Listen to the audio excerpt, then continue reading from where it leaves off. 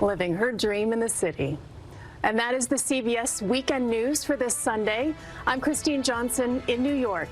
Enjoy your evening.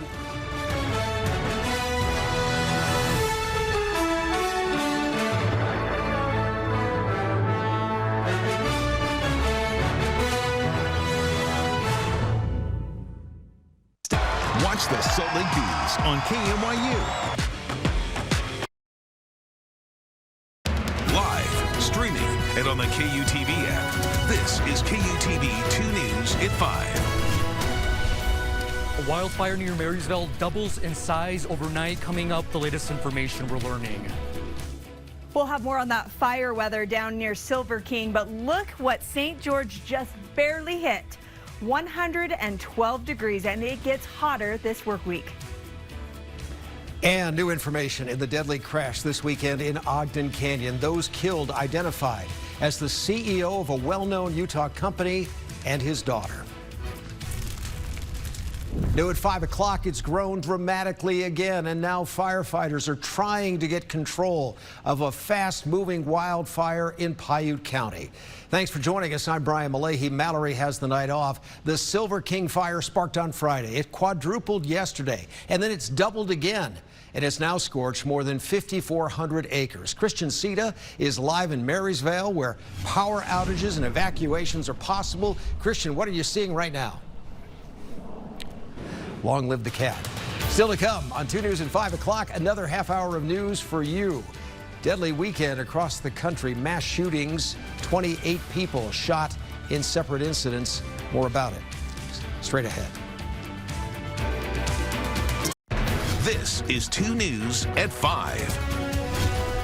Good evening, and thanks for being with us here on 2 News at 5. A look at stories making headlines this evening. In Michigan, 21 people taken to hospitals after a mass shooting overnight. It happened about 2 a.m. in a Detroit neighborhood. A 21-year-old man and woman died from their injuries. It's not clear what led to this shooting. Another mass shooting, at least 5 people dead after a shooting in northern Kentucky. Police were called to a home in the city of Florence. Early yesterday morning, they found 4 people dead, 3 others wounded. The suspect fled, setting off a police chase before crashing. He died of a self-inflicted gunshot wound. In Iran, a former heart surgeon, Masoud Pezeshkian, won the country's runoff presidential election. Pezeshkian, who wants to improve relations with the West, promised to serve all Iranians during a speech this weekend. He beat out a hardliner and replaces the current president who died in a helicopter crash in May.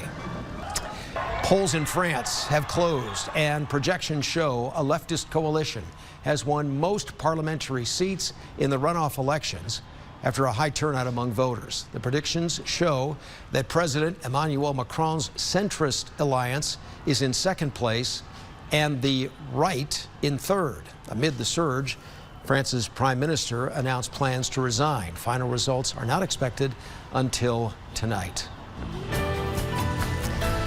Some of the most striking things that Jill can show us today are those big temperatures.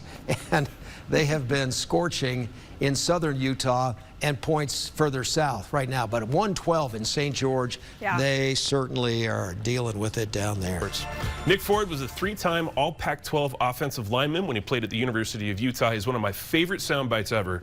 Ahead of the Big 12 football media days in Las Vegas this week, he is my guest tonight on Talkin' Sports. We're going to have lots to talk about. Okay, Adam, we'll see you tonight. We're back after this.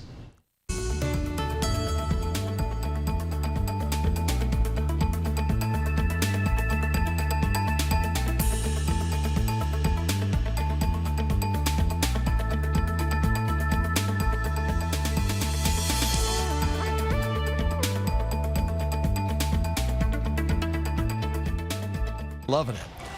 Thanks for being with us here on 2 News at 5 o'clock. Remember, 2 News is always on at KUTV.com. We're back tonight at 10. Have a great evening, everybody. Thank you. Thank you. Thank you. Thank you. Thank you. Thank you. Thank you, Utah. You've made 2 News #1 again. #1 at 10. Utah's #1 morning show. And #1 at noon. Thanks for making 2 News First Alert Weather your #1 weather team. And the #1 newscast at 4, 5, and 6. Morning, afternoon, and night, more Utahns trust 2 News than any other station. So from all of us here at 2 News, Thank you, Utah.